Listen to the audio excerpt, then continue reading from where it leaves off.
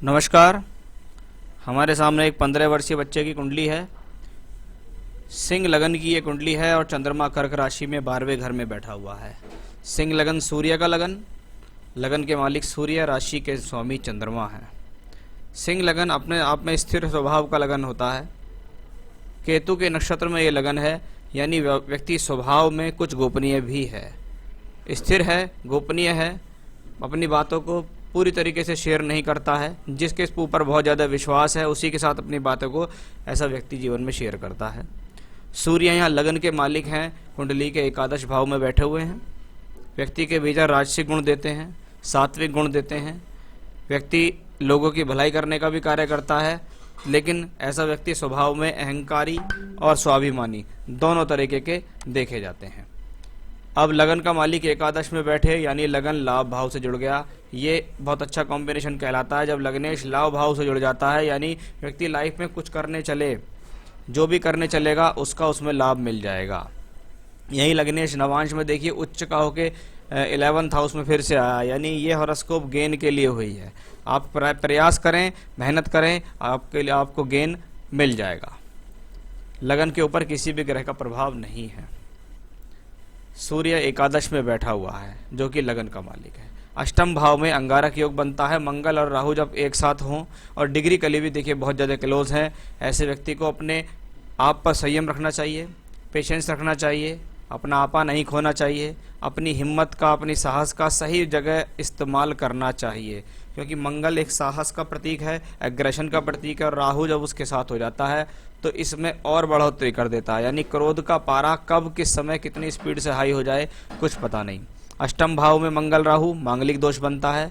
ये कॉम्बिनेशन मांगल्य जीवन के लिए अच्छा नहीं माना जाता। ससुराल पक्ष से पूर्ण प्रकार से संतुष्टि ना मिलना, ऐसा भी ये कॉम्बिनेशन कहलाता है। जब अष्टम में राहु मंगल हो तो थोड़ा विवाह में विलंब की स्थिति भी होती है।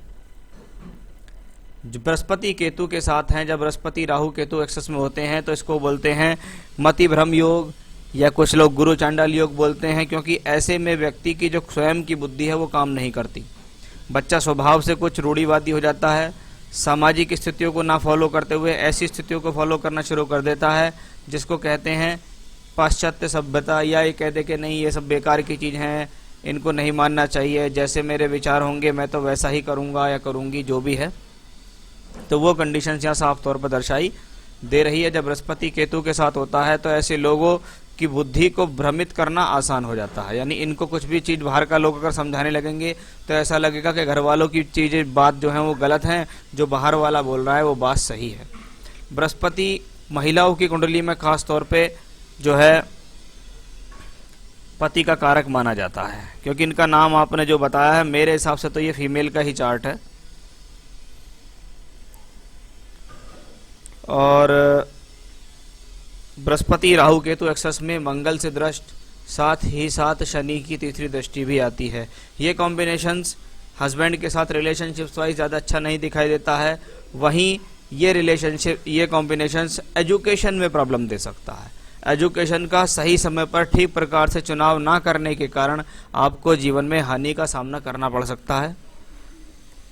जब बृहस्पति केतु के साथ धन भाव में हो खास तौर पे, तो जीवन में धन संचय पर बहुत ज़्यादा ध्यान देना होगा। यानी व्यक्ति का खर्च बहुत होता है जीवन में, व्यक्ति के ऊपर बहुत खर्च होता है, या व्यक्ति का स्वयं का बहुत खर्च होता है, जिसके कारण वो जीवन में अच्छा धन संचय नहीं कर पाता है। उसका भी विशेष तौर पर यहाँ ध्यान देना होगा।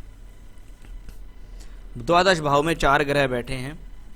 12वां घर जब 4 ग्रहों के साथ हो तो 12वां घर एक्टिवेट होता है। 12th हाउस यात्राओं के लिए जाना जाता है, खर्च के लिए जाना जाता है, लॉस के लिए जाना जाता है, अत्यधिक प्रयास, अत्यधिक मेहनत करने के लिए जाना जाता है।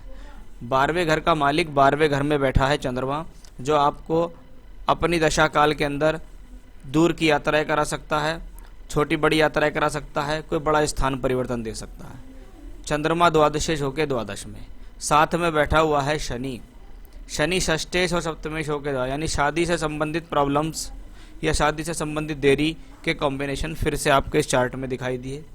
शनि षष्ठेश होके भी हैं, इसका मतलब मेहनत पूरी कराएंगे, मेहनत के लिए आप घर से दूर जा सकते हैं। साथ ही साथ शुक्र को देखिए आप, शुक्र दशमेश हैं, वो भी द्वादश में।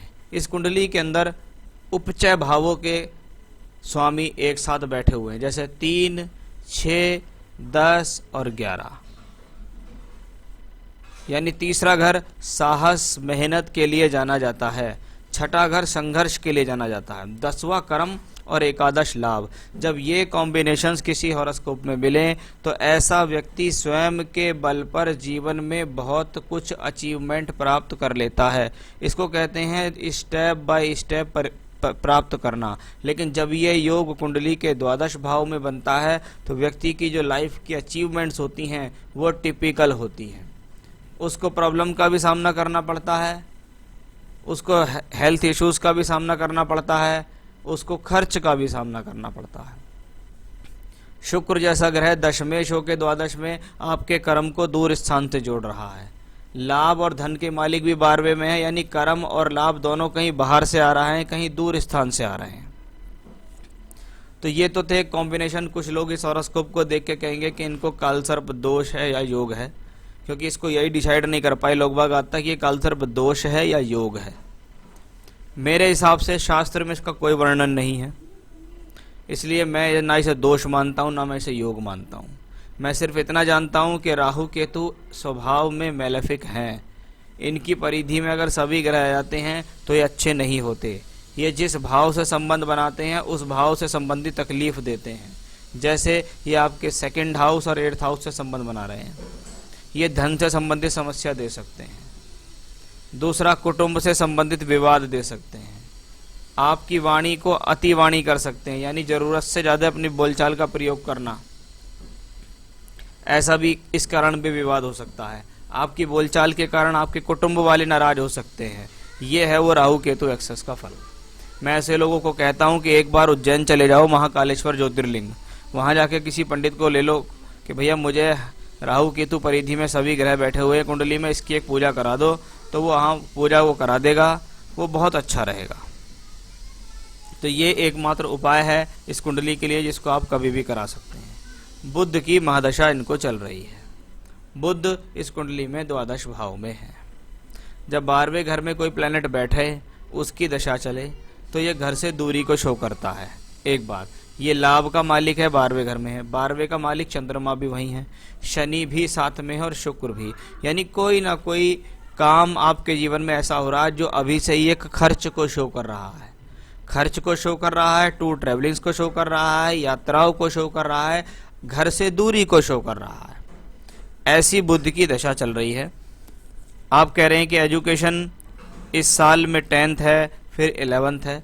अभी उम्र है बच्चे की 15 साल, 10th में चल रहे हैं, 10th के बाद 11th है। अब देखिए जुलाई 21 से दिसंबर 22, जुलाई 21 से दिसंबर 2022 जब बुध में चंद्रमा की दशा इनको आएगी तो बुध चंद्रमा कुंडली के 12वें घर में बैठे हैं।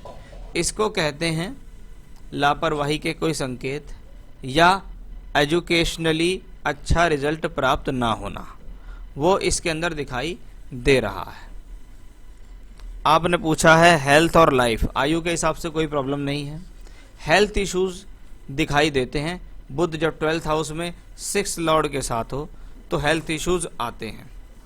अब बात आती है, आपने एक चीज में पूछी है, career in sports, will she represent India और विन इंटरनेशनल मेडल।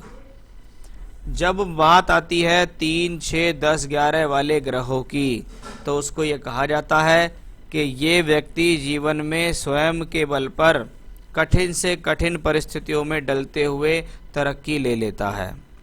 बुध जैसा ग्रह दशमांश कुंडली में एकादश में उच्चका होके बैठा है और यहाँ भी द्वादशेश का संबंध है। चेंज और प्लेस इन इंडिया और अब्रॉड, वो कॉम्बिनेशन पूरी तरीके से है कि अगर ये बच्चा विदेश में जाके कुछ सीखे या कुछ करे तो सफलता ले सकता है। क्या ये हॉरोस्कोप एक खिलाड़ी की हॉरोस्कोप है? हाँ, मैं कह सकता हूँ ये हॉरोस्कोप एक खिलाड़ी की हॉरोस्कोप है। अगर ये बच्चा जीवन में कुछ खिलाड़ी खेल सीखे, अच्छे लेवल पे सीखे, अच्छे तरीके से सीखे तो ये बहुत अच्छा कुछ अपने लाइफ में कर सकता है। जहाँ बात आती है विल शी रिप्रेजेंट इंडिया और विन इंटरनेशनल मेडल्स, देखिए इंडिया का खेलना, जब व्यक्ति किसी भी खेल के अंदर नेशनल खेल लेता है तो समझ लीजिए नेशनल का मतलब होता है ये राष्ट्रीय खेल है। हिंदुस्तान के अलग अलग राज्यों के देश के लोग वहाँ आते हैं और वहाँ कंपटीशन होता है और उसमें अगर आपका गोल्ड मेडल आता है तो आप एक अच्छे और बढ़िया इंडिया को रिप्रेजेंट करने वाले खिलाड़ी होते हैं। अभी इस हॉरोस्कोप में मुझे इंटरनेशनल लेवल तो नहीं दिखाई देता, लेकिन हाँ नेशनल में यानी इंडिया में इनकी पहचान बन जाएगी, इसमें कोई संदेह भी नहीं है। यदि ये कोई स्पोर्ट्स में है तो ये कर सकते हैं।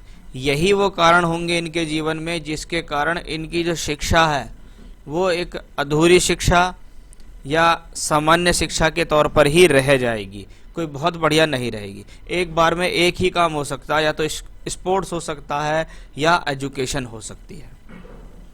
तो बिल्कुल बच्चे को अगर आप घर से दूर भेजना चाहते हैं, विदेश में भेजना चाहते हैं तो भेज दीजिए, चाहे वो पढ़ाई के माध्यम से भेजें चाहे स्पोर्ट्स के माध्यम से भेजें, क्योंकि स्पोर्ट्स कराना सही है, इसमें कोई भी गलत बात यहाँ नहीं दिखती है।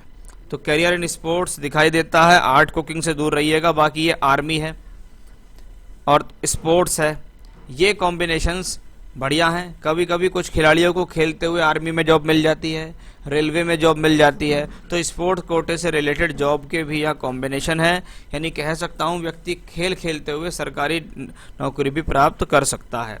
मैरिड लाइफ के बारे में मैंने आपको काफ़ी सारे संकेत यहाँ दिए हैं।